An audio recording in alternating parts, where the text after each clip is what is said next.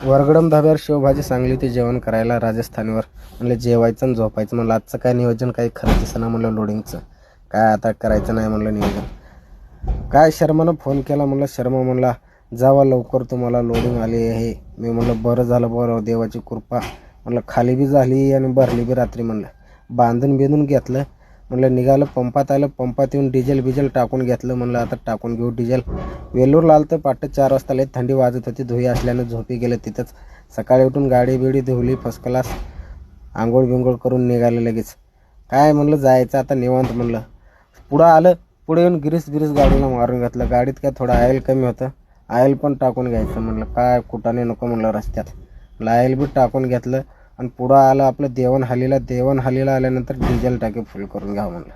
का तर तळेगाव पुस्तक टेन्शनच नाही. किती पळवा म्हणलं आता काय टेन्शनच नाही.